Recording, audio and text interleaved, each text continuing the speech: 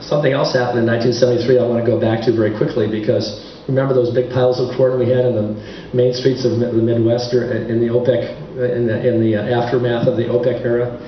Well, that led some enterprising people to discover a new enzyme that made it much more efficient to produce high fructose corn sweetener out of corn.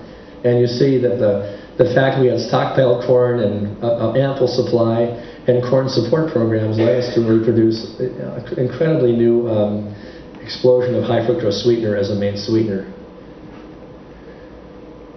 What happened the next year was the number of overweight kids in our schools started to rise. And these two charts by themselves don't show a causal link between those two facts, but I've talked with nutritionists who tell me there in fact is a causal link, because when I eat sugar, like when I eat something that's sweetened by sugar, I have an enzyme in my body that says, you've had enough, stop. When I eat high fructose corn sweetener, there's no enzyme telling me you've had enough. And so having high fructose sweetener in all of our canned goods and a lot of our processed goods and even frozen products, and kind of coming at us in everything we eat in a certain respect, means we get more and more of the sugar added on, and we don't have signals telling us to slow down. So in that way, you can actually say that the increase of corn sweetener actually helps lead very directly to this rise of overweightness. We have an epidemic of obesity in this country, and this also suggests something I think is really quite important to keep track of. The inner city, kids who are overweight in this country are directly tied to the energy crisis of 1973. If we had responded differently to that energy crisis, if we had made different choices in producing farms, in taking on debt, we may not have created a situation in which it's easy for kids to fall into this dilemma. And it's a real sign of how careful we have to be to think about 7 generations ahead and think of the consequences of what we did today, and realize we're in a global economy, and the consequences of what we do to sell a product today might ripple through our families for years to come.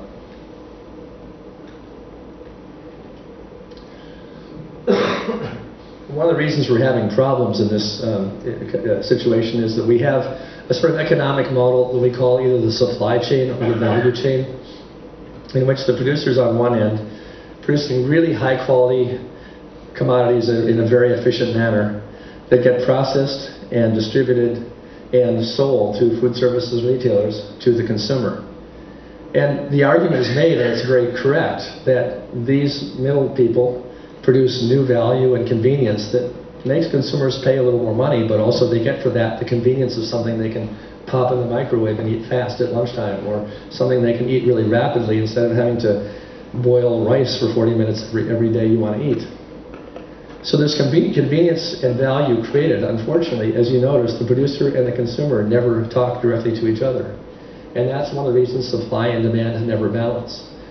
Because to balance, you have to have those two sitting down and negotiating. What can farmers produce, what consumers want to have, and consumers eat what farmers can readily grow in their region.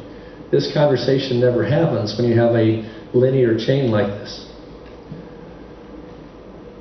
The USDA publishes some data on what they call the marketing bill, and this data shows that farmers in 1950 had about 41% of the retail, they earned about 41% of the retail value of food that was sold in our stores. They were earning about as much in 2004, but it was only 20% of the retail value. This maroon area shows all the value that's taken up by those middle people in the system, the processors, the distributors, the buyers, distributors.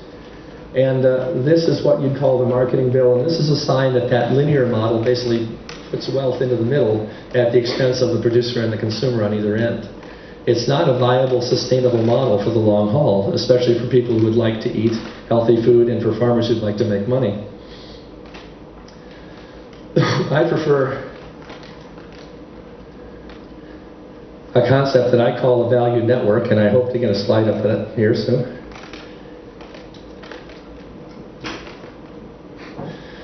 I really think this is a better way to pursue, and I know, of course, I'm coming to a community that's really planning this kind of place already as a processing center here in the Blue Mountain Station. So I think I'll have a friendly audience if I can get that slide. Can you get that slide back up there? Thank you.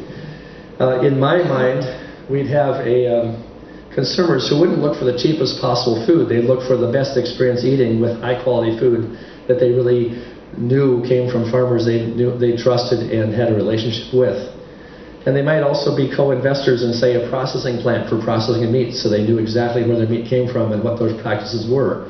Or they might be investors in a cooperative retail store that allowed them to really have some ownership and some voice in what the store carried and how those business choices were made. It might be something that got involved in a sustainable living center or an economic development office to really sort of help frame a vision that would really help create a strong region altogether. And I would suggest these arrows really show connections being made between people in a community such as Dayton. They show money cycling within and out of hands that stay here over time instead of being taken out of the region. And they also, I think, really show the possibility of people having discussions that allow them to have this network of complex systems cohere over time so that it moves in a consistent direction for the benefit of everybody. So that's what I hope we can move to, and I imagine that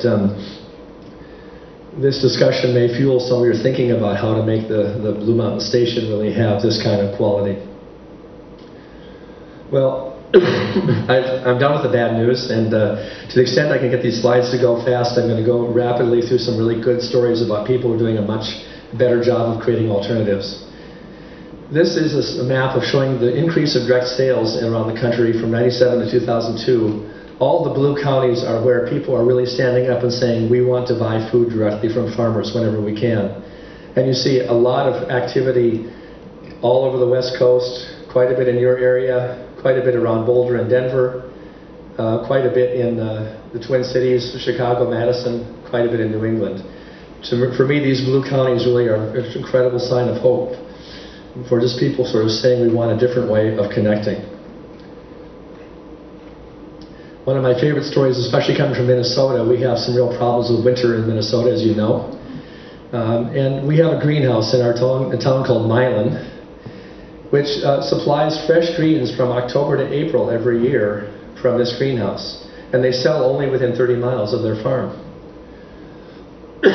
As you see, the day I visited was a cold January day. The wind chill was 13 below zero on the day that I went to this greenhouse. And the person, Chuck, who runs this, greeted me at the door and said, you know, we had to open the door of the greenhouse for 2 hours because it was 85 in here before you came, and we didn't want you to be too hot. It's a very carefully designed greenhouse with plexiglass. They actually take the heat generated by the solar gain here and funnel it down underground, underneath the soil, into some gravel and rock that store that heat overnight, or actually for days at a time. And then when it turns cool, that heat starts rising up through the greenhouse and heating the soil and keeping the greenhouse warm. If you can read really well, you might find out the temperature was 65 at sunset when I visited the greenhouse on a very cold January day.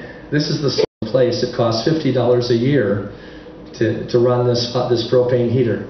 It only kicks on when the temperature falls below 45. It keeps the plants from freezing. It keeps the greenhouse working. And they have designed it so well that they barely need to use it. You'll also notice that the growing medium is organic soil placed in Home Depot gutters. Chuck and Carol, who run this farm, said, you know, we wanted something that anyone could go to Home Depot and buy products easily and just pick it up off the shelf and put it in their own home. So they use standard lumber, standard plexiglass, standard insulation, standard plumbing, and these beautiful gutters.